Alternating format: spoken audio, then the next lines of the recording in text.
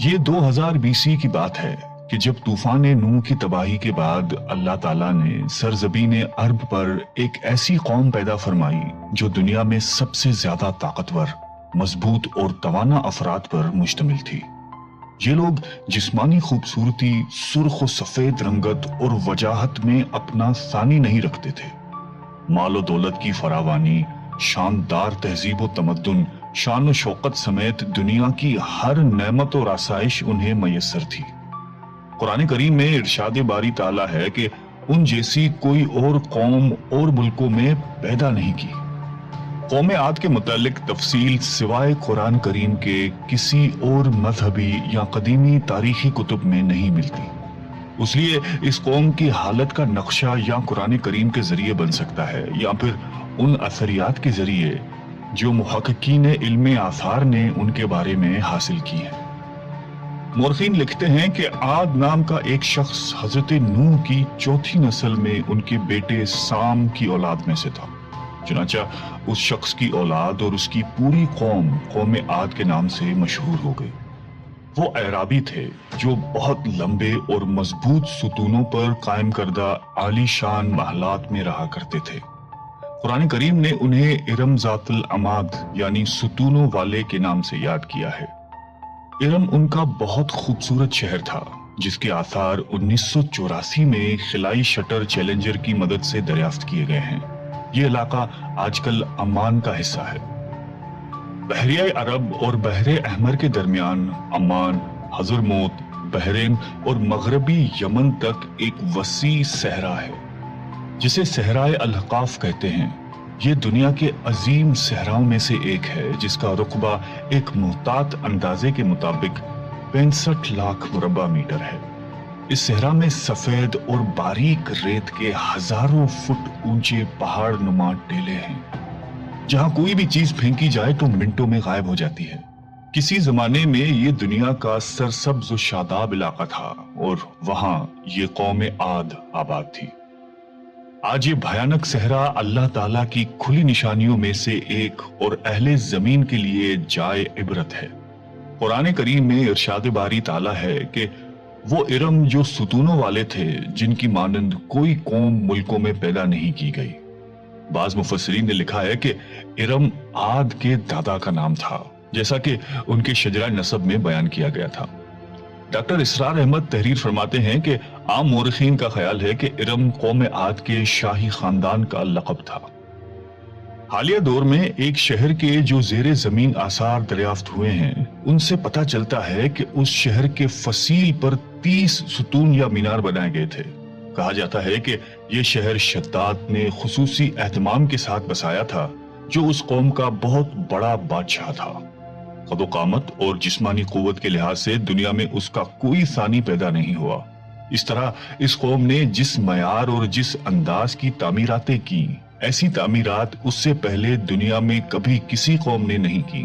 شاید اسی لیے یہ جگہ شداد کی جنت ارضی کے نام سے تاریخ میں مشہور ہے، تاکہ لوگ آخرت کی جنت کے بدلے اس نقد جنت کو اختیار کر لیں۔ مگر جب یہ عالی شان محلات تیار ہو گئے اور شداد نے اپنے روسائے مملکت کے ساتھ اس میں جانے کا ارادہ کیا تو ان پر اللہ تعالیٰ کا عذاب نازل ہوا اور وہ سب ہلاک ہو گئے اور وہ محلات بھی مسمار ہو گئے۔ اس اعتبار سے اس آیت میں قوم عاد پر آئی ایک خاص عذاب کا ذکر ہوا ہے جو شداد بن عاد اور اس کی بنائی ہوئی جنت پر نازل ہوا۔ ایک اور روایت کے مطابق عاد کے بیٹے شداد نے جب جنت کے نام اور خصوصیات سے متعلق سنا تو اس نے زمین پر ایسی ہی جنت بنانے کا ارادہ کیا اور عدن کے کسی صحرا میں تعمیرات کا کام شروع کر دیا اور مسلسل 300 برس کی شب و روز کی محنت کے بعد دنیا میں ایک خوبصورت جنت بنا دی جس میں شاندار محلات بھی تھے اور نہریں اور آبشار بھی۔ شداد کی عمر 900 سال ہو چکی تھی۔ ایک دن اس نے قوم عاد کے لوگوں کو جنت کے دیدار کی دعوت دی۔ وقت مقررہ پر وہ اپنے لوگوں کے ساتھ جنت کی جانب روانہ ہوا۔ ابھی شہر ارم کے عالی شان دروازے کے قریب ہی پہنچا تھا کہ رب ذوالجلال کے عذاب نے آ گھیرا۔ یوں شداد اپنی جنت کے ساتھ زمین میں ہی زندہ دفن ہو گیا۔ طوفان نوح کے بعد قوم عاد ہی وہ پہلی قوم تھی جو بتوں کے پجاری بنے۔ علامہ جلال الدین سیوطی اپنی تفسیر میں تحریر کرتے ہیں کہ قوم عاد نہایتی زوراور اور بہادر قوم تھی۔ وہ سب بت پرست تھے۔ مختلف کتب میں ان کے بتوں کے مختلف نام بیان کیے گئے ہیں۔ کچھ نے بتوں کے نام صدا، سمود اور ہیرا بتائے ہیں۔ مورخین کی رائے کے مطابق ان کے معبود بھی قوم نوح کی طرح پتھر کے 5 بت یعنی ود، سوا، یغوث، یعوق اور نصر ہی تھے۔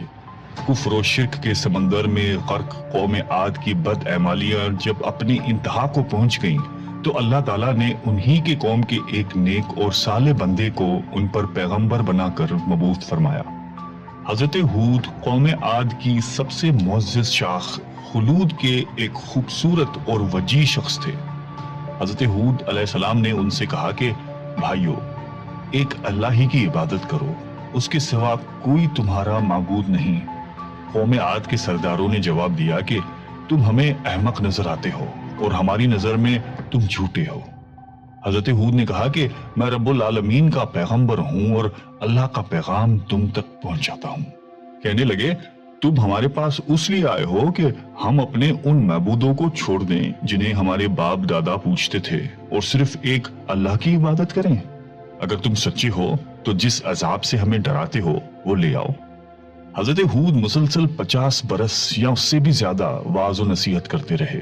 کبھی انہیں اللہ کی عطا کردہ نعمتیں یاد دلاتے تو کبھی عذاب الہی سے ڈراتے، کبھی طوفان نوح کی ہولناکیوں کا ذکر فرماتے، لیکن وہ غرور و تکبر میں اندھے اور بہرے بنے رہے۔ انہیں اپنی طاقت پر بڑا گھمنڈ تھا۔ ارشاد باری تعالیٰ ہے کہ قوم عاد ناحق ملک میں غرور کرنے لگی اور کہنے لگی کہ ہم سے بڑھ کر قوت میں کون ہے۔ قوم عاد کے 13 خاندان تھے۔ عمان سے لے کر یمن تک ایک طویل علاقے میں ان کی بستیاں تھیں۔ سرسبز و شاداب کھیت و کھلیان، پھلوں پھولوں سے لدے ہوئے باغات، میٹھے پانی کی بل کھاتی نہریں، خوبصورت آبشاریں اور تندرست و توانا قوی، مضبوط اور قداور جسامتیں، انہی سب نعمتوں نے انہیں شدید گھمنڈ میں مبتلا کر رکھا تھا۔ حضرت ہود علیہ السلام نے اپنی قوم کو راہ راست پر لانے کے لیے بڑی جدوجہد کی، لیکن قوم عاد آپ کو جادوگر اور سحر زدہ شخص خیال کرتے تھے کہ جنہیں ان کے پتھر کے باطل خداؤں نے دیوانہ بنا دیا تھا۔ بالآخر وہ لمحہ بھی آ گیا کہ جب حضرت ہود علیہ السلام نے بارگاہ الہی میں دعا فرمائی کہ اے میرے پروردگار، انہوں نے مجھے جھوٹا کہا ہے، اب تو میری مدد کر۔ فرمایا اے نبی، یہ تھوڑے ہی عرصے میں اپنے کیے پر پچھتانے لگیں گے۔ اللہ تعالیٰ نے اپنے نبی کی دعا قبول فرمائی اور قوم عاد پر عذاب کی ابتدا ہوئی۔ بادلوں کے فرشتے کو حکم ملا کہ اب بارش نہ برسائی جائے۔ چشموں کے فرشتوں کو حکم ملا کہ ان کے چشموں اور آبشاروں کو خشک کر دو۔ دیکھتے ہی دیکھتے شادابی ویرانی میں بدل گئی، مویشی مرنے لگے، پھل اناج ناپید ہو گیا۔ پوری قوم خشک سالی کا شکار ہو کر بدحال و پریشان ہو گئی۔ یہ سلسلہ مسلسل 3 سال چلتا رہا۔ نبی سے قوم کی یہ پریشانی دیکھی نہ جاتی تھی۔ مسلسل وعظ و نصیحت کرتے رہتے اور فرماتے کہ اے میری قوم، اپنے پروردگار سے بخشش مانگو، پھر اس کے آگے توبہ کرو، وہ تم پر آسمان سے مینا برسائے گا اور تمہاری طاقت اور قوت میں اضافہ فرمائے گا۔ کہنے لگے ہود، تم ہمارے پاس کوئی دلیل ظاہر نہیں لائے، ہم صرف تمہارے کہنے سے نہ تو اپنے معبودوں کو چھوڑنے والے ہیں اور نہ تم پر ایمان لانے والے ہیں۔ ہم تو یہ سمجھتے ہیں کہ ہمارے کسی معبود نے تمہیں آسیب زدہ کر کے دیوانہ کر دیا ہے۔ اس زمانے میں یہ دستور تھا کہ قوموں کو جب کوئی مشکل آ گھیرتی تو وہ بیت اللہ شریف جا کر اللہ کے آگے آوزاری کرتے اور ان کی مشکل رفع ہو جاتی۔ یعنی کافر قومیں بھی اس حقیقت کو تسلیم کرتی تھیں کہ اس ارض و سما کی مالک ایک لافانی قوت موجود ہے۔ چنانچہ قوم عاد کے 70 سرکردہ افراد مکہ مکرمہ پہنچے، جہاں معاویہ بن بکر کی حکومت تھی۔ معاویہ کی ماں کا تعلق قوم عاد سے تھا۔ معاویہ نے ان کی خوب آؤبھگت کی۔ وہ لوگ 1 ماہ تک وہاں رہے اور بارش کے لیے دعائیں مانگتے رہے۔ دعا کروانے والے سردار کا نام قیل بن عنبر تھا۔ اللہ تعالیٰ نے ان پر 3 رنگوں کے بادل بھیج دیے، سفید، سرخ اور سیاہ۔ پھر آسمان سے ندا آئی کہ ان میں سے ایک کو منتخب کر لو۔ کیل نے سیاہ بادل کو پسند کر لیا کیونکہ وہ خوب بارش برسانے والا تھا۔ پھر ندا آئی کہ تو نے ہلاکت اور تباہی کو پسند کر لیا ہے۔ چنانچہ اللہ تعالیٰ نے سیاہ بادلوں کو قوم عاد کی جانب ہانک دیا، جسے دیکھ کر پوری قوم خوشی کے شادیانے بجانے لگے۔ ارشاد باری تعالیٰ ہے کہ جب انہوں نے اس عذاب کو دیکھا جو بادل کی صورت میں ان کے میدانوں کی طرف آ رہا تھا تو کہنے لگے یہ تو بادل ہے جو ہم پر برس کر رہے گا۔ تو اللہ تعالیٰ نے فرمایا نہیں، بلکہ یہ وہ چیز ہے جس کے لیے تم جلدی کرتے تھے، یعنی آندھی جس میں درد دینے والا عذاب بھرا ہوا ہے۔ یہ ہر چیز کو اپنے پروردگار کے حکم سے تباہ کیے دیتی ہے۔ گنہگار لوگوں کو ہم اسی طرح سزا دیا کرتے ہیں۔ اللہ تعالیٰ نے یہ عذاب 7 رات اور 8 دنوں تک مسلسل جاری رکھا۔ اس آندھی نے کسی جاندار کو زندہ نہیں چھوڑا۔ غاروں، پہاڑوں، گھروں، محلات اور قلعوں کے اندر سب کو فنا کر ڈالا۔ حضرت ابن عمر رضی اللہ تعالیٰ عنہ سے مروی ہے کہ آپ علیہ السلام نے فرمایا کہ وہ آندھی جس کے ذریعے قوم عاد ہلاک ہو گئی تھی، اللہ تعالیٰ نے ان کے اوپر صرف انگوٹھی جتنی جگہ کی مثل ہوا کھولی تھی۔ اللہ تعالیٰ نے اس خوفناک آندھی سے حضرت ہود علیہ السلام اور ان کے ساتھیوں کو محفوظ رکھا۔ ایک مرتبہ حضرت عائشہ صدیقہ رضی اللہ تعالیٰ عنہا نے آپ علیہ السلام سے دریافت کیا کہ یا رسول اللہ، لوگ تو بادل دیکھ کر خوش ہوتے ہیں کہ اب بارش ہوگی، لیکن آپ کے چہرے مبارک پر تشویش کے آثار نظر آتے ہیں۔ آپ علیہ السلام نے فرمایا کہ عائشہ، اس بات کی کیا ضمانت ہے کہ اس بادل میں عذاب نہیں ہوگا، جبکہ قوم عاد ہوا کے عذاب سے ہلاک کر دی گئی تھی۔ اس قوم نے بھی بادل دیکھ کر کہا تھا کہ یہ بادل ہے جو ہم پر بارش برسائے گا۔ پروردگار عالم نے قرآن کریم میں قوموں کی تباہی کے جو واقعات فرمائے ہیں، ان کا اصل مقصد یہی ہے کہ امت مسلمہ ان سے سبق حاصل کرے۔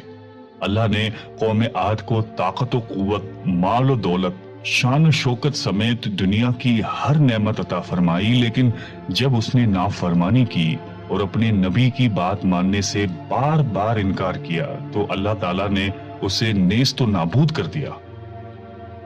ہم سب کو بھی انفرادی اور اجتماعی طور پر اپنے روزمرہ کے معاملات کا جائزہ لیتے رہنا چاہیے کہ کہیں ہم جان بوجھ کر یا انجانے میں اللہ اور اس کے نبی علیہ السلام کی نافرمانی کے مرتکب تو نہیں ہو رہے۔ آئیے ہم سب دعا کرتے ہیں کہ اللہ تعالی ہم سب کو قلب سلیم عطا فرمائے اور قرآن اور حدیث پہ چلنے کی توفیق عطا فرمائے۔ آمین۔